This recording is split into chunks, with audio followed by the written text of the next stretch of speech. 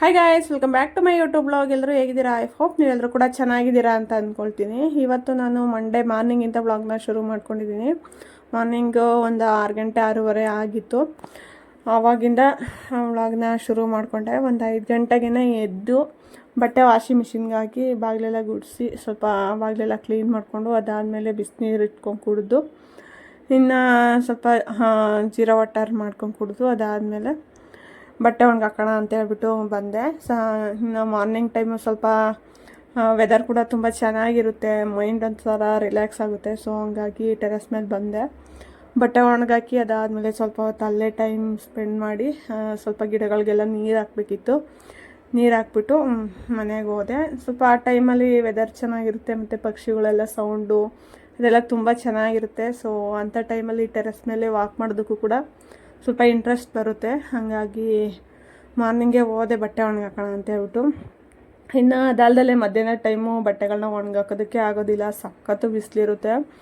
ಹಾಗಾಗಿ ಸ್ವಲ್ಪ morning time ಬಟ್ಟೆ ಒಣಗಾಕಿ ಅದಾದಮೇಲೆ ಒಂದು 9 ಗಂಟೆ 10 ಗಂಟೆ ಅಷ್ಟೊತ್ತಿಗೆಲ್ಲ ಬಟ್ಟೆ ಎತ್ಕೊಂಡ್ಬಿಡ್ತೀನಿ.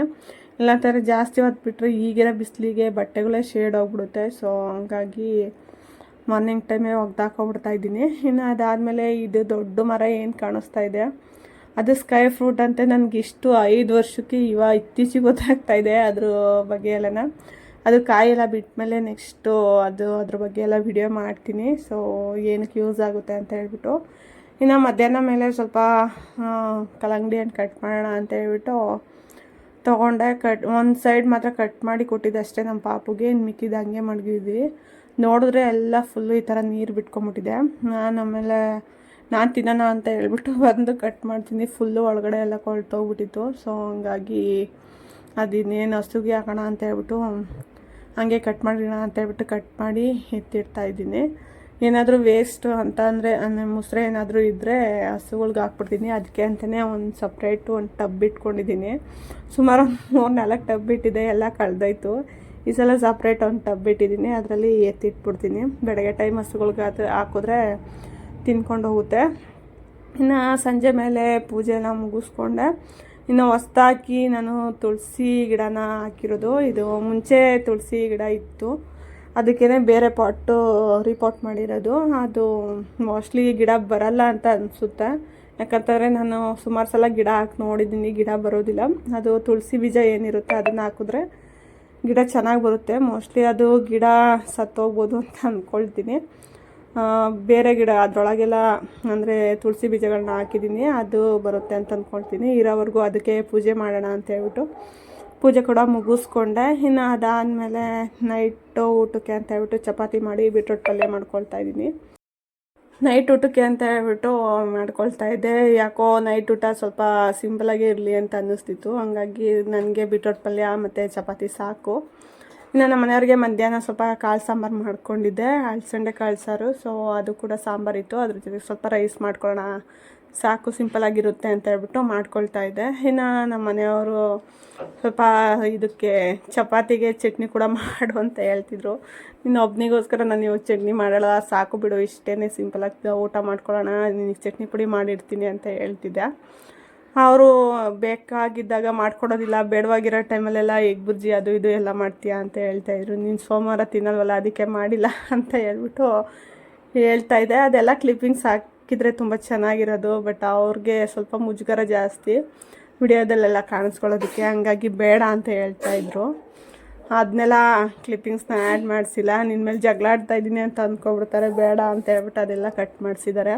ಅದೆಲ್ಲ ಹಾಕಿದರೆ ತುಂಬ ಚೆನ್ನಾಗಿರೋದು, ಒಂಥರ ಮೆಮೊರಬಲ್ ಆಗಿರುತ್ತೆ. ಅವ್ರು ಸ್ವಲ್ಪ ಅದಕ್ಕೆಲ್ಲ ಸ್ವಲ್ಪ ಸಂಕೋಚ ಪಟ್ಕೊಳ್ತಾರೆ. ಸೊ ಹಂಗಾಗಿ ಅದಕ್ಕೆ ಕೂಡ ಕ್ಲಿಪ್ಪಿಂಗ್ನ ಆ್ಯಡ್ ಮಾಡಿಲ್ಲ. ಸುಮಾರಷ್ಟು ಕ್ಲಿಪ್ಪಿಂಗ್ಗಳನ್ನ ಆ್ಯಡ್ ಮಾಡಬೇಕಿತ್ತು, ಇದರಲ್ಲಿ ತುಂಬ ಚೆನ್ನಾಗಿತ್ತು ಫನ್ನಿಯಾಗಿ.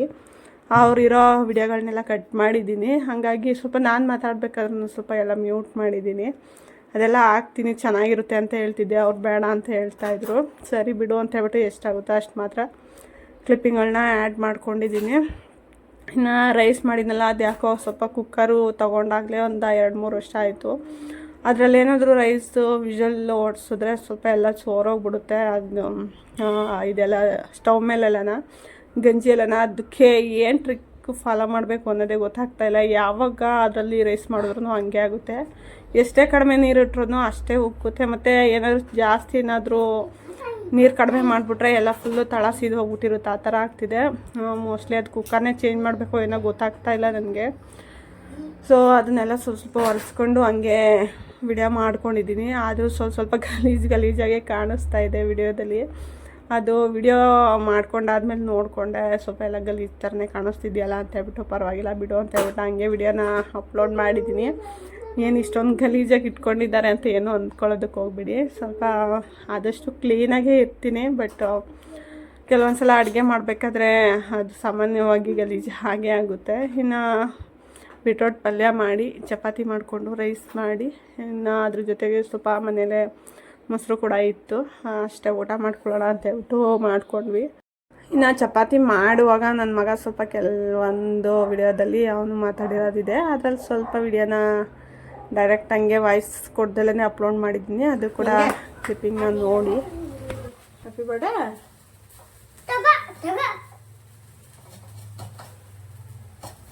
ಸುಮ್ಮನಿರೋ.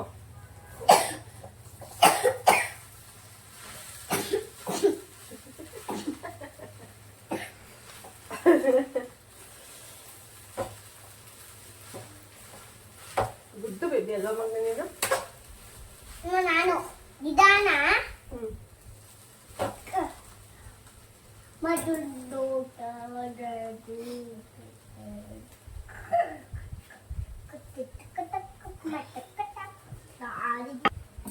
ಎಲ್ಲ ಬಾಮ್ಮ ಈ ಕಡೆ ಅದಕ್ಕೆಲ್ಲ ಮುಟ್ಬಾರ್ದು ಬಾ ಈ ಕಡೆ. ಸುಮ್ಮನಿರೋ. ಅದಕ್ಕೆ ನಿನ್ನ ಅಡುಗೆ ಮನೆಗೆ ಸೇರ್ಸಲ್ಲ ನಾನು. ಅದಕ್ಕೆ ನಾನು ಬರ್ತಿದ್ದೆ. ಅದಕ್ಕೆ ನೀನು ಸೇರ್ಸಲ್ಲ ನಾನು. ಅದಕ್ಕೆ ನಾನು ಬರ್ತಿದ್ದೆ. ಅದಕ್ಕೆ ಬರ್ತಿದ್ದೆ. ಇನ್ನೊಂದು ಜನ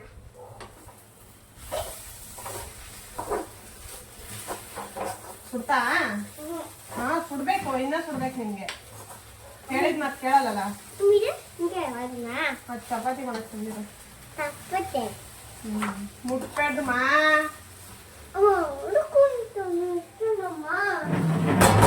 ನೀನ್ ನೋಡೋದೇ ಬೇಡ. ಬೇಡ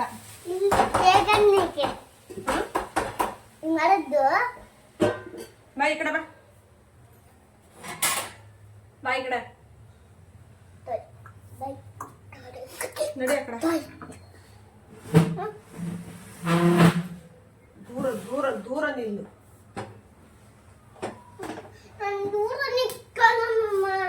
ಮತ್ತೆ ಮತ್ತೆ ಇಲ್ಲಿ ಕೂತಂತಿದೆ. ಎಲ್ಲಿ ಕೂಚಂತೀಯ? ಬೇಡ, ನಾನು ಅಲ್ಲಿ ಚಪಾತಿ ಒಸಿಬೇಕು. ನಾನು ಚಪಾತಿ ಒಸ್ತೀನಿ. ನಿನ್ಗಲ್ಲ ಆಗಲ್ಲ ಮಗ್ನೆ. ನಂಗೆ ಆಗ್ತೈತೆ. ನಾನು ಈಗ ಅದೇ ಕೊಡ್ತೀನಿ ನಾನು ನಿನ್ಗೆ. ಎಲ್ಲ ಬಿಡು. ಅಲ್ಲಿ ನೋಡಲಿ ಕ್ಯಾಮ್ರಾ ಐತೆ. ಕ್ಯಾಮ್ರಾ ಐತಾ? ಅಪ್ಪು ಅದೆಲ್ಲ ಹಂಗೆ ಅನ್ಸಿದ್ರೆ ಚಪಾತಿ ಒಸಕ್ ಆಗುತ್ತಾ? ಎಲ್ಲ ಬಾಯಿ ಈ ಕಡೆ ಹೋಗಲ್. ಡ್ಯಾಡಿ ಏನ್ ಮಾಡ್ತಾರೆ ನೋಡ್ಕೊಂಡ್ಬಿಡು. ಬೇಡ ನಂಗೆ. ಯಾಕೆ? ನಂಗೆ ಸುಮ್ಮನೆ ಬೇಡ. ಏನ್ ಸುಮ್ಮನೆ ಬೇಡ? ತ ನಿನ್ ಚಪಾತಿ ತಗೊಂಡೋಗ ಆ ಕಡೆ. ಇಲ್ಲ ಕಾಯಿ ಕಾಲಿಗೆ ಹಾಕ್ಬೇಡ. ಯಾಕೆ? ನಡಿ ಆ ಕಡೆ.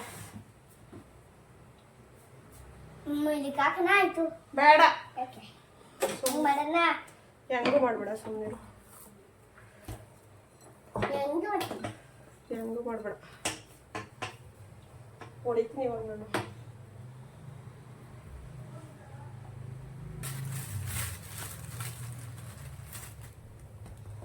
ಹಿಂಗ್ ಮಾಡಮ್ಮ.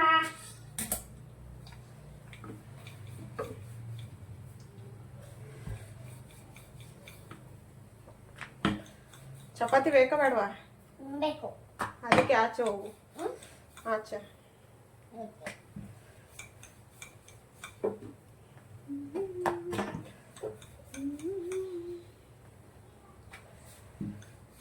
ಬೇರೆ ಫಿಶ್ ಬೇಡ. ಫಿಶ್ ಬೇಡ, ಏನು ಬೇಡ. ಫಿಶ್ ಬೇಡ, ಏನು ಬೇಡ. ಫಿಶ್ ಮಾತಾಡೋಣ. ಬೇಡ. ಏನ್ ಬೇಕು? ಏನು ಬೇಡ. ಕಾಲ್ ಬೇಕಾ? ಫಿಶ್ ಬೇಕಾ? ಏನು ಬೇಡ.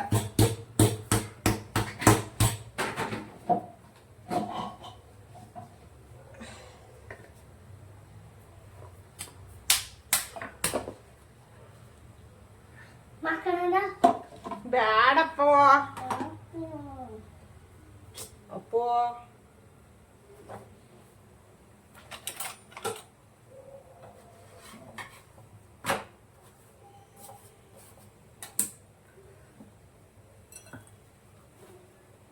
ಅಮ್ಮ ಇಲ್ಲಿ ನೋಡಮ್ಮ ಹೆಂಗಿತ್ತೆ ತಗೊಂಡು ಹಿಂಗೆ ಹಂಗೆ ಬರ್ತೀನಿ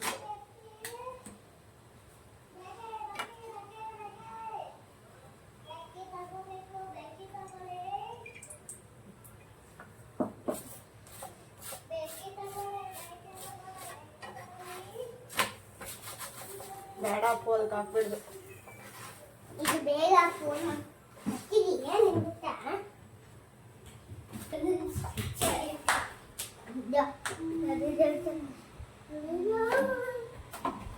ಏನದಪ್ಪ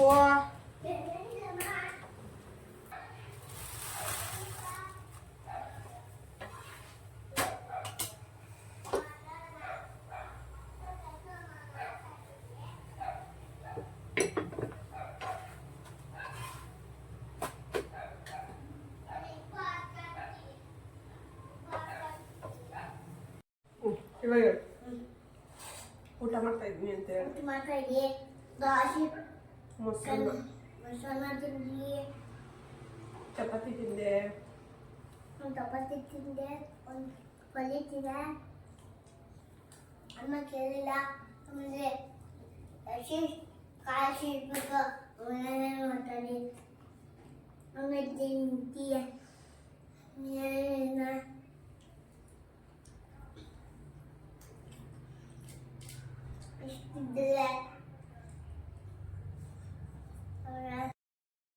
ನನ್ನ ಮಗ ಏನು ಮಾತಾಡಿದ್ದಾನೆ ಅಂತ ಯಾರಿಗಾದ್ರೂ ಅರ್ಥ ಆಗಿದ್ರೆ ಕಮೆಂಟ್ ಬಾಕ್ಸಲ್ಲಿ ತಿಳಿಸಿ.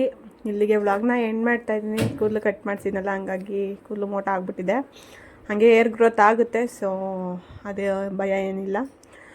ಇವತ್ತಿನ ವ್ಲಾಗ್ನ ಇಲ್ಲಿಗೆ ಎಂಡ್ ಮಾಡೋಣ. ವಿಡಿಯೋ ಇಷ್ಟ ಆಗಿದ್ರೆ ಪ್ಲೀಸ್ ಒಂದು ಲೈಕ್ ಮಾಡಿ. ಮತ್ತು ತುಂಬ ಜನ ಸಬ್ಸ್ಕ್ರೈಬ್ ಆಗದೆ ವಿಡಿಯೋ ನೋಡ್ತಾ ಇದ್ದೀರಾ, ದಯವಿಟ್ಟು ಸಬ್ಸ್ಕ್ರೈಬ್ ಮಾಡಿಕೊಂಡು ಚಾನಲ್ಗೆ ಸಪೋರ್ಟ್ ಮಾಡಿ.